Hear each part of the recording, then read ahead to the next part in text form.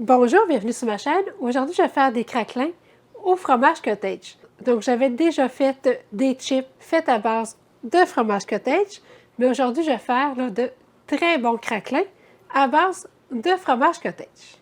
Si vous voulez en apprendre plus sur l'alimentation cétogène, allez visiter mon site ketosantéplus.com. Vous allez aussi y retrouver plus d'une centaine de recettes. Donc, je m'installe et je vous reviens dans quelques secondes.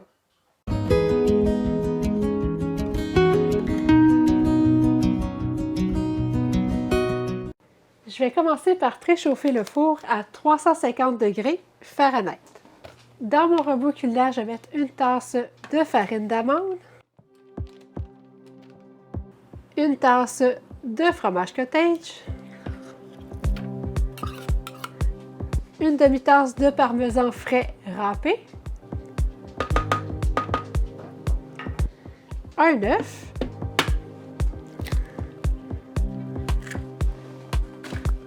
c'est optionnel, vous pouvez utiliser les assaisonnements de votre choix. Je vais mettre une cuillère à thé de poudre d'ail, une cuillère à thé de poudre d'oignon, une cuillère à thé de thym,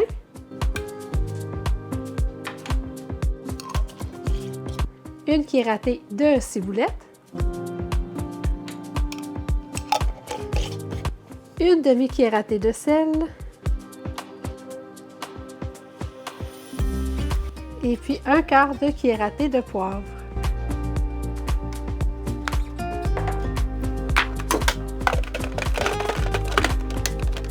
Je vais bien brasser.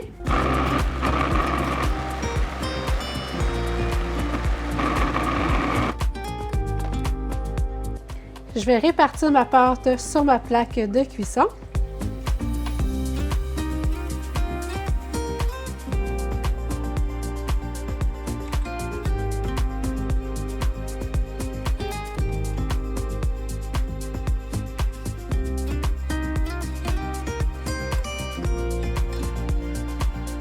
Je vais former les craquelins.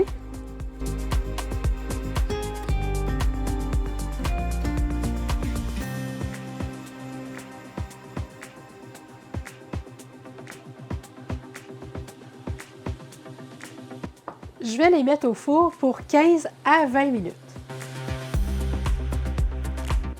Mes craquelins viennent de sortir du four, donc ils ressemblent plus à des biscuits salés qu'à des craquelins. J'aurais pensé que ça aurait fait comme les chips de fromage cottage et puis qu'en fondant, ils seraient devenus minces, mais ils ont gardé une certaine épaisseur. Donc je ne sais pas si ça va devenir croustillant en refroidissant. Donc je vais attendre un peu et puis on va voir le résultat final. Donc ils sont vraiment très beaux, mais je pense que pour obtenir des craquelins bien croustillants, il faut vraiment les étendre très minces. Même si ce n'est pas des craquelins croustillants, le goût est vraiment très bon pour accompagner une belle soupe ou un beau potage au chou-fleur comme je vous ai présenté il n'y a pas tellement longtemps. Je pense que c'est vraiment parfait. C'est vraiment très bon. J'aime beaucoup le mélange d'épices que j'ai fait. Ça se marie très bien au goût du fromage. Donc je vous le dis, c'est vraiment très bon. J'ai mis les craquelins quelques heures au déshydrateur et puis j'ai fini par obtenir des craquelins bien croustillants.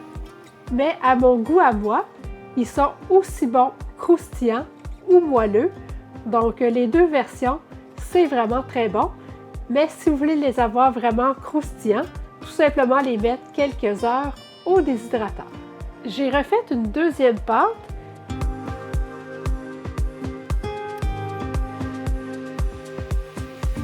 J'ai juste essayé de faire une couche mince avec ma pâte pour voir si je vais obtenir des craquelins plus croustillants.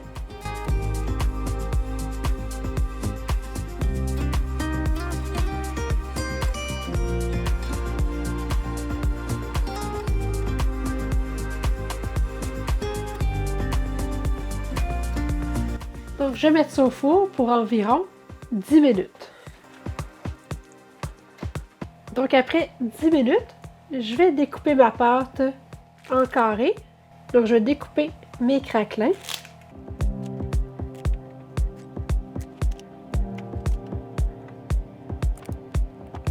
Et puis, je vais les retourner sur un autre papier parchemin.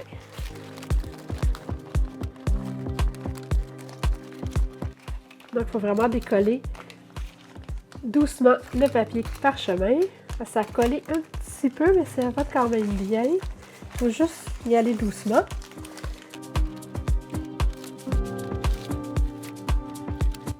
Je vais les remettre encore au four pour 5 à 10 minutes, mais je vais les surveiller pour pas que ça brûle. Après les 10 minutes de cuisson, je les ai laissés 20 minutes dans le four éteint. Ensuite, je les ai déposés sur une grille pour les laisser refroidir.